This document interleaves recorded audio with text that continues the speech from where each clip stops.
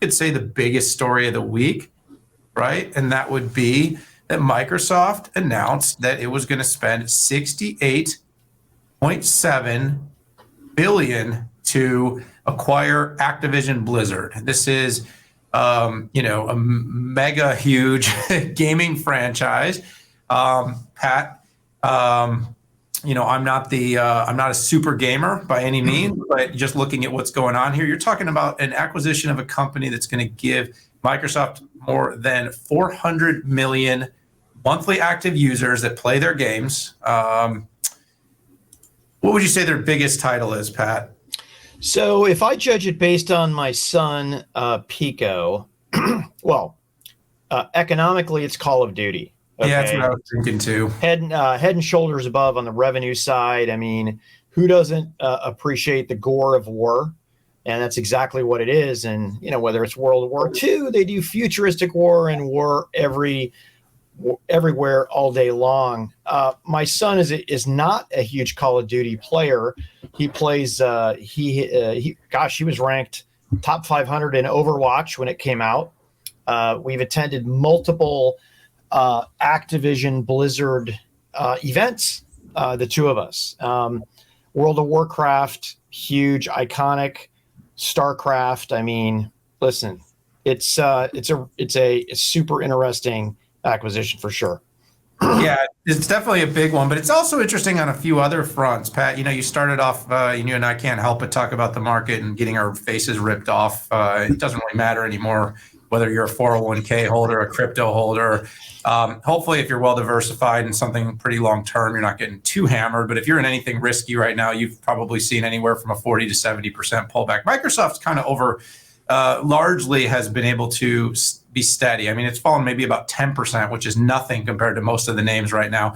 But making a $68.7 billion all cash deal right now when the market's pretty turbulent, not to mention buying a company that's under, I would say a little bit of scrutiny based upon a few recent culture issues that have gone within Activision Blizzard, in my opinion, showed an extraordinarily bullish move by Microsoft, which if this deal gets done, antitrust is another area to speak about. But if this deal gets done, Microsoft will become, I believe, the largest gaming company in the United States, and I think the third largest in the world, but could obviously very quickly grow and surpass the others. I think it's Tencent and Sony are 1 and 2 right now today, but they would quickly become competitive to surpass that. The cultural thing is going to be interesting. They've made a big commitment to do better. I think Microsoft, Pat, is a company that does extraordinary diligence in any acquisition they're going to make. I just do not see them having made this if they felt that the cultural issues would not be repairable. I made those comments to a number of media sources. I stand by that. And I actually think, Pat, here's the thing on the antitrust. I just put this out there. It's not that this doesn't require some scrutiny. It does. It's too big of a deal not to look at. But it's so not the biggest fish to fry right now. The competitors in gaming, whether that be, NVIDIA and GeForce, whether that be Google and Stadia, they have big competition. Amazon, you've still got the whole Twitch world. And of course, like I said, you have Sony, you have Tencent, you have a lot of big companies that can compete in gaming. And there's still Electronic Arts and all these other companies that are out there. I just don't see it as being anti-competitive off the bat, especially if you compare it to things like the App Store, which still hasn't been dealt with. And even after the most recent ruling, got an injunction, and therefore it's business as usual for Apple. So it will get scrutinized. I see it kind of going through because also, Pat, I think it's fair to say Microsoft has largely gone under the radar on all the antitrust stuff. I don't see that changing here. Lena Khan has bigger fish to fry, said it in writing, saying it again. Don't know what you think on that. Good take, and as usual, you're on top of all of the antitrust stuff because it's just kind of I like that one stuff. Of the things that you do. You know what? I like it too. If it weren't for that it has to do with the government. Yeah, well, I mean, the whole point is I tend to like to try to think about what our government can try to not screw up, and hopefully they don't screw this up. If the big companies are no longer allowed to buy the littler companies, you've created a big rift in a massive ecosystem. That's what they're built to do. And so, yes, we need to keep it competitive. Yes, we need to regulate, but not in a lot of the ways that we're trying. Not very effective, shows a lot of disconnect. Don't want to go down that path right now because I'm going to sound bitter, and I don't mean to sound bitter. Let's talk about Dell, Pat. Let's talk about Dell Technologies. All right. If you don't want to give me a chance to talk. Oh, you want a chance? No. Let's go. Rock and roll. All right, man. All yours, buddy. All right. It's yours. The floor is yours. The floor is yours. Yeah. So I wanted to shed a little bit of history on this because I think it's interesting. When Nadella came in, the odds-on discussion was that he was going to axe all gaming, right? If you remember, Apple came in not only dominating smartphones, but app stores and content distribution through their app store. And then there's the iPad. And if you remember, Microsoft had a bunch of missteps in smartphones. They had two big missteps there.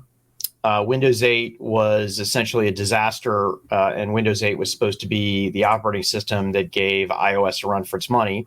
Short, it didn't. It couldn't get application developers to come in and make tablet applications for Windows. So, it was all focused on enterprise. Anything that had a consumer hint to it, they were jettisoning it. Microsoft Office 365 just came on here. So the going big on gaming is a big deal. And, there haven't been rumors. I think once Microsoft found a way to make money off PaaS, gaming services, because they are the platform for multiple games out there. They kind of convinced themselves that this was it was an enterprise play.